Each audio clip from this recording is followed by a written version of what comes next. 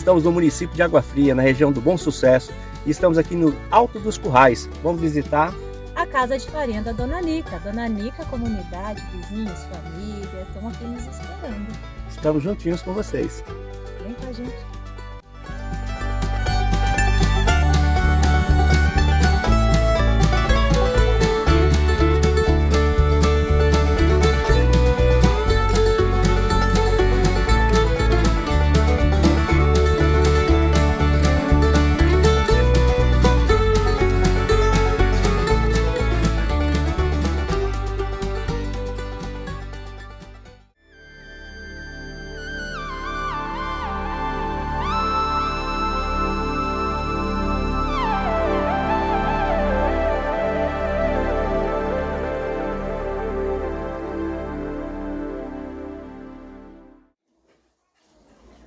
Eu sou Geracina, aí eu moro aqui há muitos anos, criei a família toda aqui, e ainda vivo aqui ainda.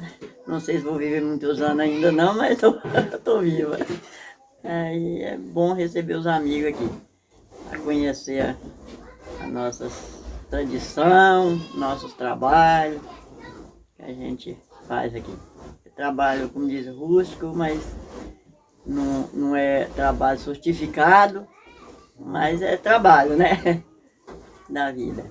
É só uma vez no ano que a gente faz, é julho ou agosto que a gente faz farinha. A minha cunhada faz sempre em setembro, que nós faz sempre em julho ou agosto, ela faz em setembro, mas toda vez que fazer reúne. Eles reúnem com nós aqui. E nós, quando eles vão fazer, que a gente tem condição, reúne com eles lá, para fazer. Aí ajuda, eles nos ajudam e nós nos ajudamos eles. A família sempre é unida. Diariamente é desse jeito, a nossa rotina todo ano.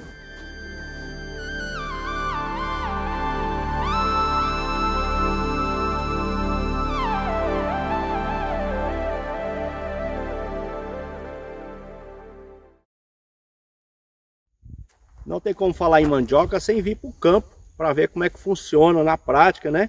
E aí nós temos a experiência aqui com o Antônio, que o Antônio vai fazer essa demonstração. Você que conhece a área rural sabe da importância desse momento agora. Antônio, mostra para a gente aí, para a turma que está acompanhando a gente, a dificuldade de arrancar a mandioca aí no firme. Aqui não é muito fácil não. É. Aqui tem que ter força. Força, disposição, coragem, olha aí. Que maravilha!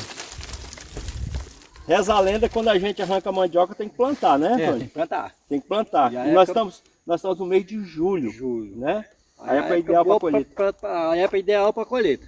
E aí a gente guarda a rama. Não chove, guarda a rama na sombra. Na sombra. Sempre já por volta para não secar. Porque se secar não presta. Não dá mais para produzir. Aí por volta de setembro, tudo quando começa a chuva. Outubro é a época boa de plantar. Então a mandioca de ótima qualidade. Que nós vamos em seguida, né? Ver ali a limpa da mandioca para fazeção da farinha. Aqui ela vai para lá para nós cascar e continuar o processo da fazeção da farinha. Aí onde que os visitantes também podem ajudar, né? Pode, ixi. Né? A gente pode aqui ajudar. Aqui a ajuda sempre é bem-vinda.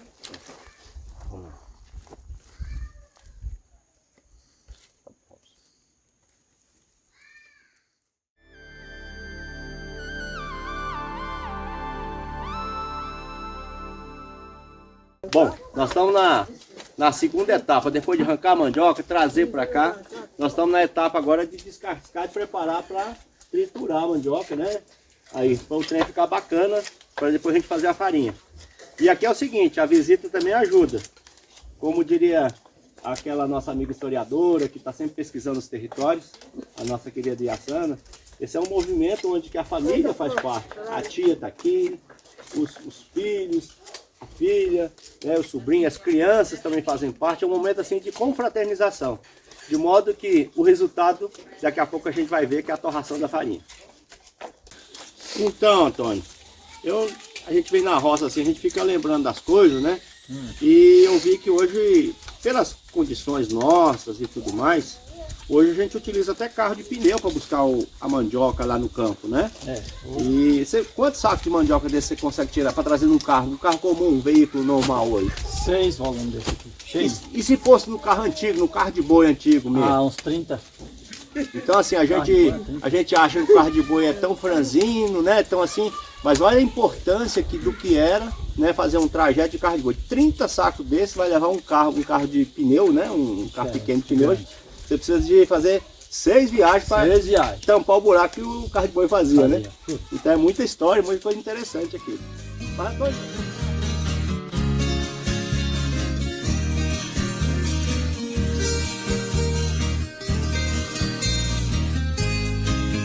Canga de madeira forte foi desgastando pelas estradas batidas desses sertões. A canga do meu destino é bem mais dura, porque foi feita por muitas ingratidões. Sobras de amores ficaram pelos barrancos. Saber intelectual. Precisamos lembrar todo o saber que vem, por exemplo, do processamento de uma tapioca. Então, era toda uma estação, né, para produzir a tapioca, tão apreciada como uma iguaria, ela acontece durante toda uma estação. Há a estação de plantar a manaíba, né, a muda da mandioca, de esperar a mandioca crescer, dar as suas raízes, depois retirar essas raízes, de cascar, lavar essas raízes, até chegar ao ponto de ralar a mandioca, de processar, de torcer, de enxugar a mandioca, de colocar a mandioca no sol, né? Então, e de produzir a farinha, de produzir a tapioca, de produzir o polvilho. Então, isso envolve todo um saber que é passado de geração em geração pelas comunidades tradicionais. Então, gente, nesse instante de conversa, de bate-papo, a gente fica assuntando aqui e normalmente as pessoas dizem assim, criança, menina pequena, não mexe com faca não, que é perigoso. Mas, no entanto, a gente vê ali Isamara com muita habilidade, né, Isamara? Então, é uma continuação de uma cultura, às vezes pode parecer trabalho, mas para ela ali está construindo a sua identidade, né, a sua regionalidade. Aí vai ficar guardado na memória o tempo de vovó, de papai. Essa mandioca, mais ou menos nessa dimensão aqui, é uma mandioca de 1 ano, né? Então deve ter sido plantado no ano passado. E a colheita está aqui à disposição. Já essa, que tem um volume maior de massa, né? É uma mandioca que tem nada 2 anos. Então, prefere-se deixar com mais tempo para ter mais volume de massa e ter a produtividade se torna mais interessante. Então, para não ficar pegando ramas tão finas, então deixa-se mais tempo para fazer a farinhada e render mais.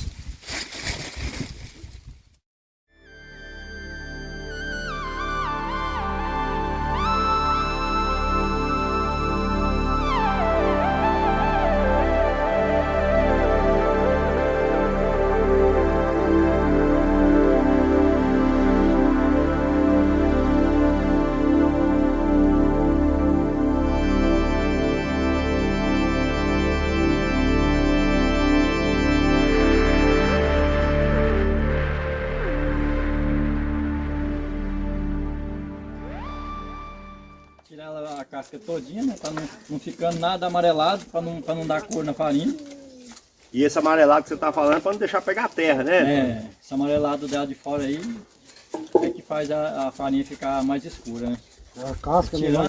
Peraí, me presta sua faca aqui rapidinho. Quando a gente está na cidade, a gente corta ela aqui. Aqui a gente descasca igual lá o pessoal descasca para cozinhar, né? Porque aqui é só mesmo para tirar a casca por fora. O entre casca não precisa tirar ele todo, não. Você tirar ele só para não ficar vermelho. Não ficando vermelho é o suficiente para descascar a mandioca. Eu tô achando vocês assim... Antigamente, gente não cascava desse jeito, porque se cascasse ela para sair essa pele aqui, ó, ia relar no bulinete, ela escorregava muito. Aí eles pediam para cascar desse jeito aqui, ó, Tira só a pele vermelha. Para não escorregar, né? Hoje em dia no motor não tem problema, mas o hábito é aquele, né? Continua. Agora nós estamos dando continuidade. A gente fez a busca da mandioca, estava fazendo a cascação da mandioca, que é assim que se pronuncia, né?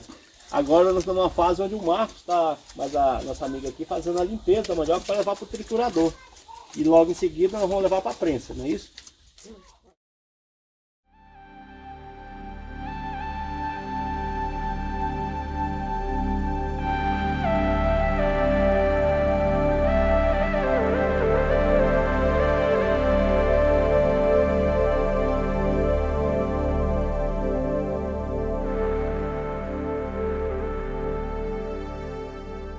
Nós estamos aqui na continuação, né, desse trabalho de descascar a mandioca.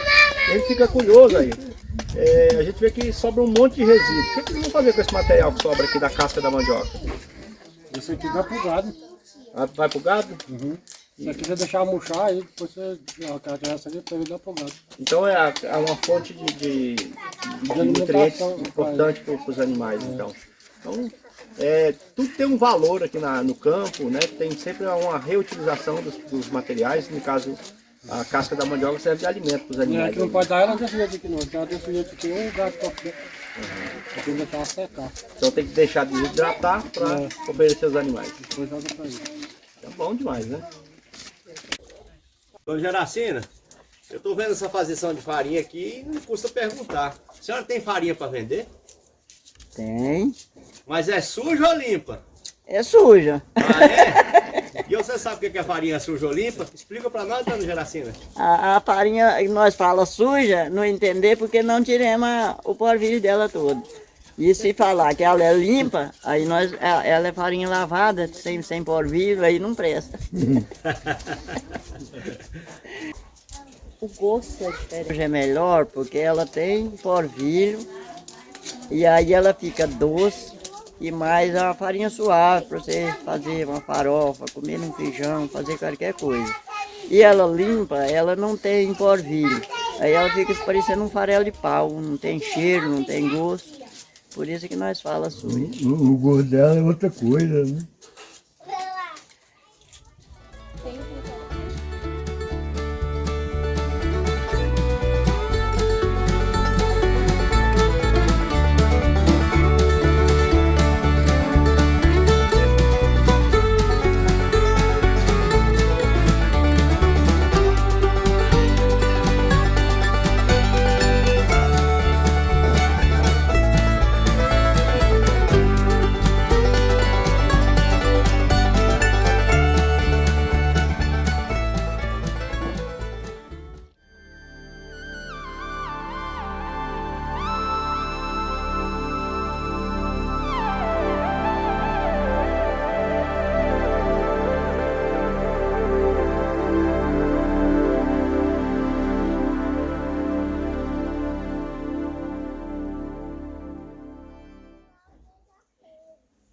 E aí na casa da farinha a gente passou pelo processo de colher, de cascar, fez uma trituração, passou aqui pela prensa, que vai ser retirada e passar novamente pela prensa, porque o pessoal daqui gosta de uma farinha bem fina. E a gente vai chamar aqui o Nilvan e o Antônio para explicar como funciona esse processo aqui de tirar a massa que está aqui dentro da prensa. Então, Antônio, a gente está vendo aqui um engenho, né? Uma situação muito interessante, né? Que é a partir da força da alavanca você consegue prensar a mandioca, né? E tirar a água dela praticamente toda para ficar bem chutinha, para passar lá no motor de novamente, para poder ir lá para os fornos. Peneirar para levar para os fornos, né? Ficar bem chutinha. Para fazer esse tipo de trabalho aqui, Antônio, que madeira que é essa aqui? Nós fala ela aqui seca em terra. Em alguns lugares fala Carvoeiro? Carvoeiro. Ah, bom também. Dá os dois nomes. Aí, ao longo do dia, você vai utilizando essa... Pode até dar uma mostradinha aqui como é que funciona? Vou apertando aqui. Vai apertando. Vai rodando, ela vai apertando. Vai apertando. Vai apertando até... E aí ela vai chorando aqui, né? Vai. Ela vai aí chorando. vai só coisando. Aí quando é na hora de tirar para aí, eu vou desapertando. Aí aqui eu vou desapertando. Aí dá a condição para tirar toda a que vai estrutura. afrouxando, E aí eu faço ela. libera a farinha já Libero ela. para uma nova triturada. Agora você me falou uma coisa interessante, né? Que quando você termina o trabalho de fazer a fazição da farinha, você tira toda a estrutura de madeira Isso aqui. e guarda. Porque para tirar madeira com tal qualidade a gente já vai ficando mais difícil, né? Então a gente já vai vendo aí o entendimento do homem do campo na sustentabilidade, né? Zelando o material para que o ano que vem a gente tenha condição de fazer novamente, né, Antônio? Se eu passar a noite, as águas todinhas aqui molhando e pegando sol, sereno e chuva, aí é 1 ano, 2, pudesse tudo, né? E aí é perda de material e de mão de obra, Aí né? tem que tirar tudo de novo. Tá bom, mano.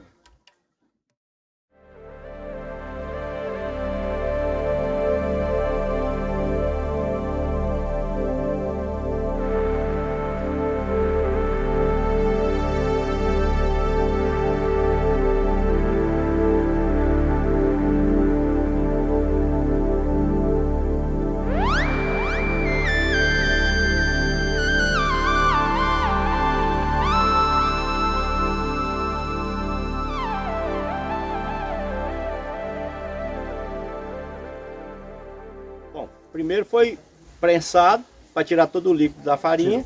E agora nós vamos levar para fazer uma nova trituração. Para ficar mais fino. Para desmanchar os beijos que ela vira uns beijuzão. E essa madeira aqui é angico. Essa aqui é. Ó, pega lá. O trem tá. Se você puder vir aqui para vocês verem, tem um saco de linhagem protegendo para não ter encostado direto na madeira, para ficar limpinho. Fica limpinha, fica toda no saco. Aqui você pegou na boca do saco aqui, ó. Já Aí. sai inteirinha. Aí vai direto pro triturador É agora. só despejar.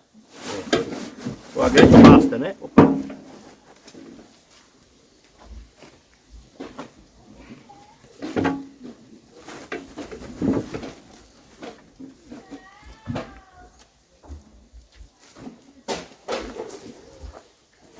Mais ou menos quantos sacos de mandioca foi para fazer esse volume aqui, Antônio? A prensa toda? Essa prensa. Cada prensa mais ou menos quantos sacos É de mais mandioca? ou menos Uns 5? nada. De mandioca é 15 sacos. 15 sacos. É. Você tá muito de costa. Tá gravando. Antônio, pra gente soltar liberar uma prensa dessa, mais ou menos quantos sacos de mandioca daquele que a gente já apresentou lá no começo? Daquele lá é a faixa de 15. 15 sacos. 15 sacos de mandioca. Então assim, é muito Vai esforço, encher né, assim. para trazer. Isso, o resultado final vai dar mais ou menos quantos quilos de farinha? Você tem dimensão? Então 60 quilos de farinha mais ou menos? Dá uns 40. Uns 40 quilos de farinha. 40 quilos de farinha. Então é um trabalho muito intenso, muita dedicação com os 40 quilos de farinha, né? E mais ou menos no mercado hoje a farinha está em torno de 10, uma farinha especial dessa, 10, 12 reais o quilo. Então é um investimento de mão de obra, de trabalho muito importante. Então vamos lá para a trituração. Vamos. Bora para lá.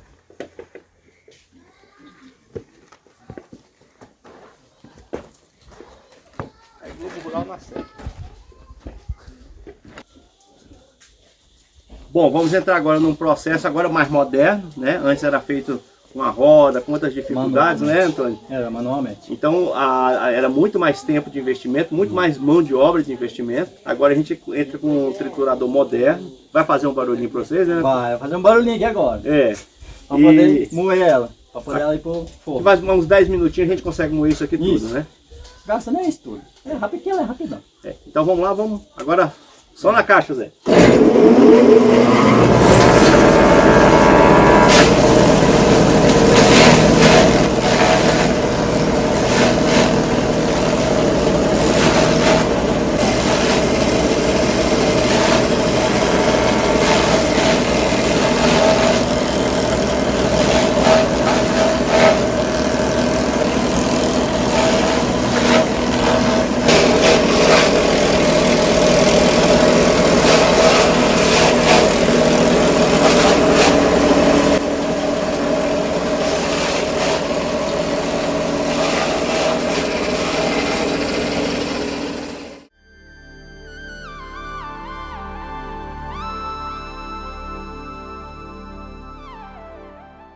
Né, que a gente passou no segundo evento, o triturador passou na prensa Isso.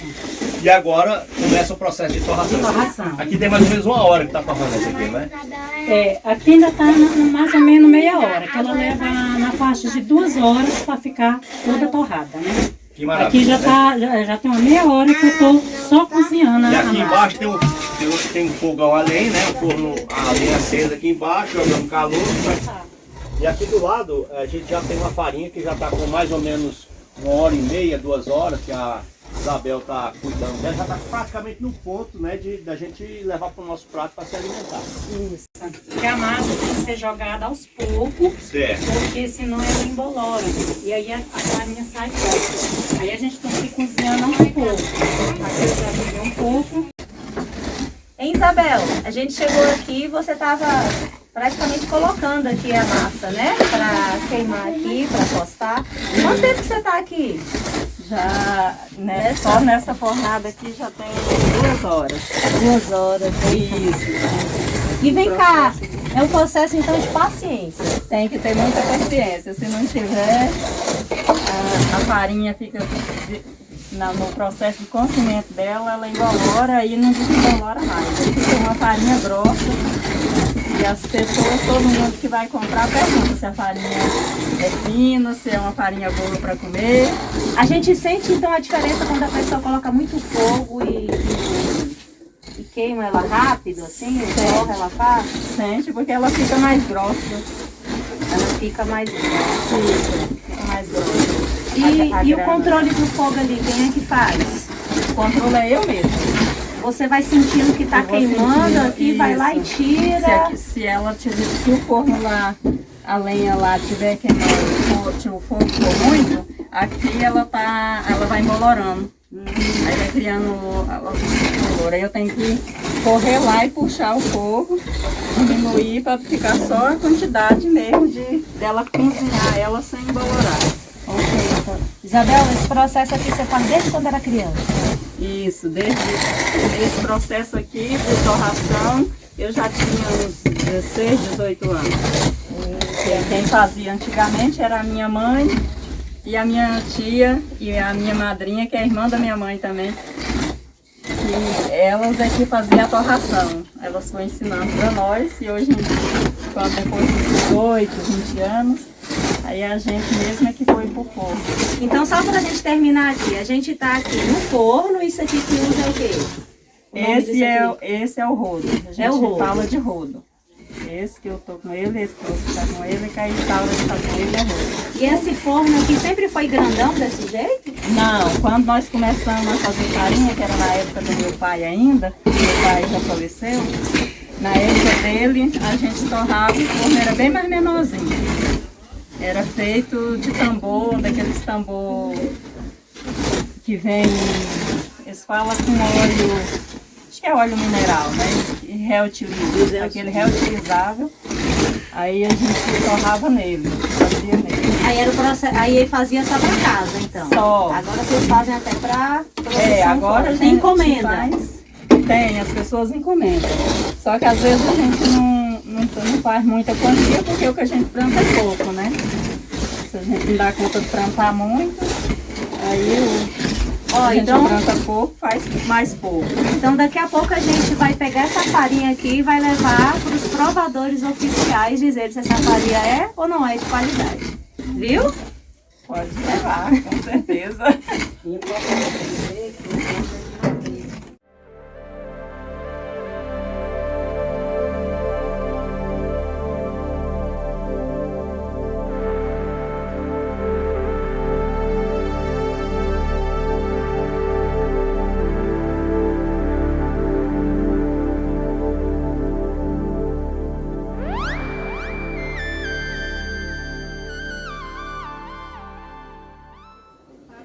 Aqui nós somos uma comunidade sempre unida.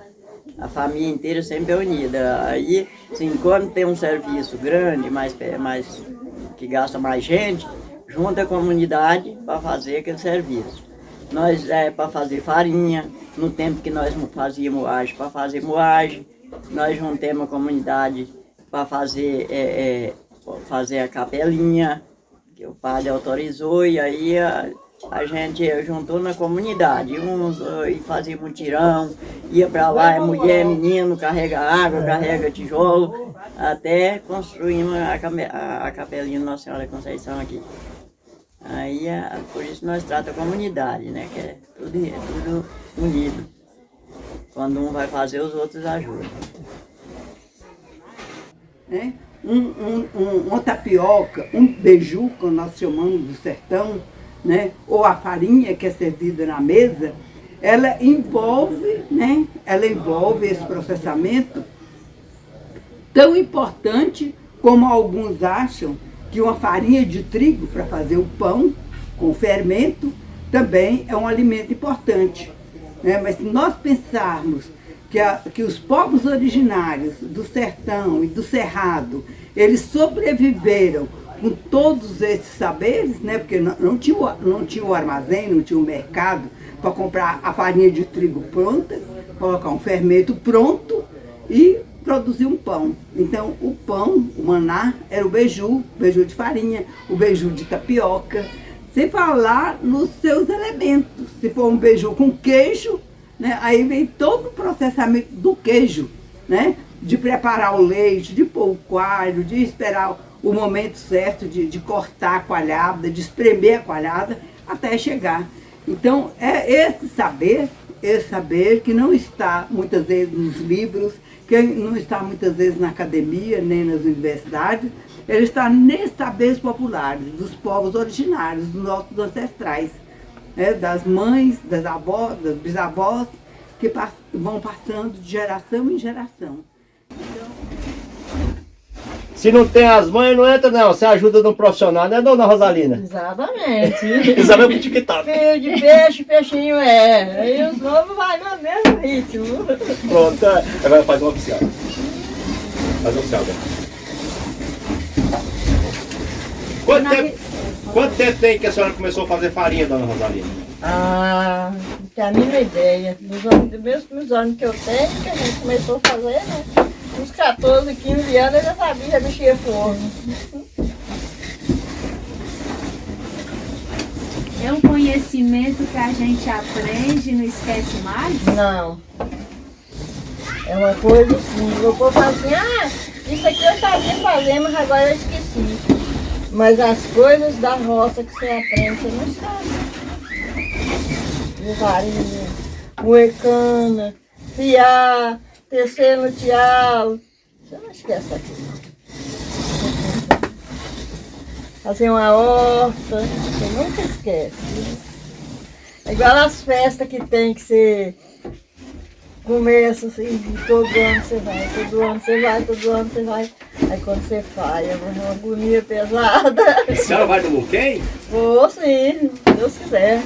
Mas vem cá, depois de torrar assim um dia inteiro de farinha, ainda tem força para ir numa festa à noite? Não, mas as festas tem o dia, né? Ainda tem força para ir numa festa à noite? Não é na época de fazer farinha que a gente vai pro buquê, não. A gente é besta também não, né? O negócio é assim, faz farinha, ajeita os trem e buquê.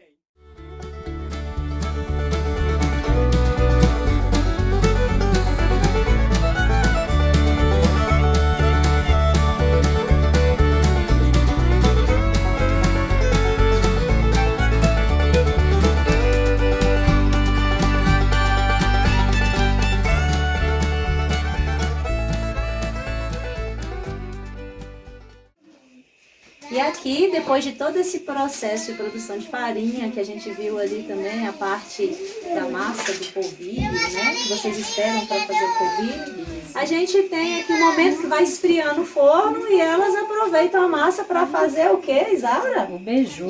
Aqui O famoso beiju. Isso, para toda a família, para a gente fazer o lanche da tarde, o lanche da manhã, né?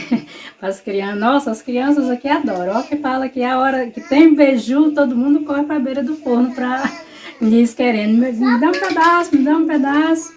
Aí a gente vai... uma massa, da massa mesmo. Isso, lá, da massa. Aí a gente coloca só mais um pouco de polvilho. O polvilho tem que estar úmido, né? Para umedecer a massa mais um pouco, para ele não ficar muito esfarinhado, né? Me dá um beijo. Isso.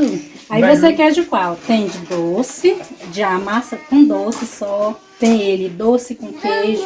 Tem ele coco com doce. E tem ele de sal. Aí eu acho que eu vou no de sal. Beijuzinho com café. a tradição continua. E como diz o povo, toda celebração de morte e de vida sempre tem comida.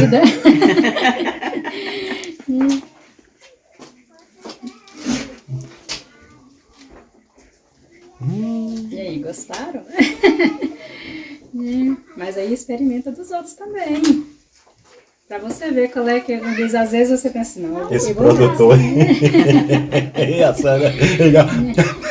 Tá. Vamos oferecer para o Alan, ver se, se ele aprova o beiju de coco. Olha para lá. Gostoso. Olha, lá. Tá ótimo? Já tá? Gostoso. E aí, você comer esse, você vai querer mais? Uhum. Certeza, né? Uhum.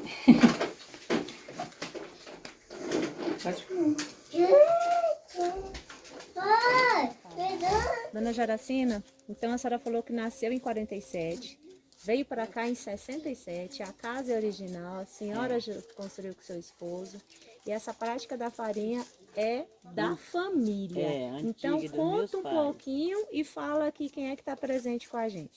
Aí a farinha antigamente a gente fazia só mesmo a quantia de despesa. Hoje em dia a gente já faz mais quantia, que aí você vende já um pouco. Mas desde os meus pais que a gente já tem essa prática de fazer farinha. Só que de primeiro a farinha era feita na roda de mão, juntava muita gente. Então sempre a nossa família foi reunida. Junta todo mundo para fazer.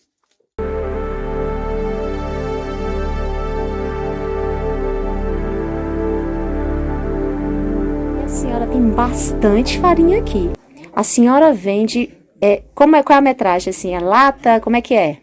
É lata, litro. Se a pessoa quer 2 litros, nós tem a vazia aqui, a gente trata de litro, você enche, põe na vazia, a pessoa carrega. E tem cada um, você separa os preços, né? Aí, não, eu quero uma lata, eu quero 10 litros, você mede 10 litros. Quer a lata, você mede essa lata, dessa lata que tá aí na coisa cheinha. É assim. Muito bom. E a gente também tem a produção do polvilho, né? Depois a senhora podia explicar para a gente desse polvilho e dos biscoitos, né? Seus fornos, tudo. Né? O polvilho a gente sempre não vende, o polvilho é só para uso de casa. Porque vocês fazem biscoito. Nós a gente faz o biscoito e o polvilho, para nós a farinha ficar boa, o polvilho é pouco. Quando a pessoa tira muito polvilho, se ele tirar da massa toda, aí dá muito polvilho. Mas como nós quer a farinha boa, a gente só tira um pouco de polvilho, de um pouco da massa só. Aí o polvilho fica pouco, não rende muito não. Essa farinha é esperada pela comunidade, então. Quando vocês vão fazer farinha, já tem gente opa, guarda aí, eu quero 5 litros, já tem encomenda. Tem, quem já comprou, já encomenda todo ano, é o ano inteiro, né? Eles compram, quero 10 litros de farinha. Quando é daqui 1 mês, 2 meses, eles falam assim, minha farinha acabou, traz mais 10 litros pra mim, é assim. A gente conversando, fez farinha, torrou farinha, mas tem algo especial que ainda sai dessa fazeção de farinha. Quem é mesmo? Mostra pra nós o que você vai fazer agora. Polvilho? Isso. Aí eu vou tirar a goma, é a massa lá que ele ralou. Eu dissolvo um pouquinho aqui com água, coloco aqui. Vou te ajudar. Aqui.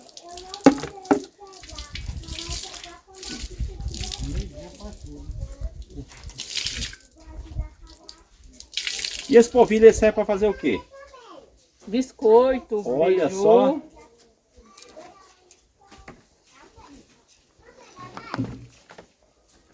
Então só uma massa especial ainda para utilizar na fazeção de biscoito. Sim. O trem não para não, gente. O trem aqui é produção o tempo todo.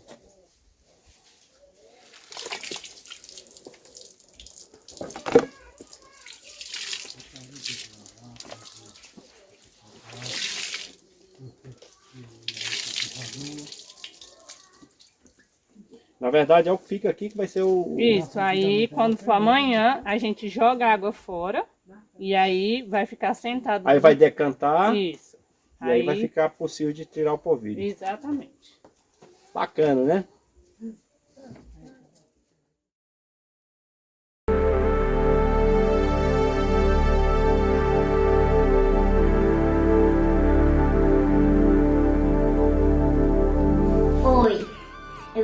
lenda tupi da Mani. Era uma vez uma índia. Ela teve uma filha que se chama Mani. E ela era... Todos da tribo amavam ela, porque ela era feliz, educada, diferente das outras crianças. Que teve um dia que Mani não conseguiu se levantar da rede. Mas Pajé foi acudi-la, pegando plantas, ervas, água do rio. Mas mesmo assim, nada adiantou. Mani morreu. E Pajé e todos ficaram preocupadíssimos. E passou um tempo, eles enterraram a Mani na oca. E passou vários dias, como costume, né? Aquilo. E passou vários dias. E quando a mãe de Mani viu aquilo, era uma planta com uma raiz grande. E aí, eles perceberam que era para comer. Eles deram o nome de Manivá. Mas agora, como no nosso jeito, a gente chama de mandioca. Que a mandioca é feita para fazer farinha, bolo, comer cozida. E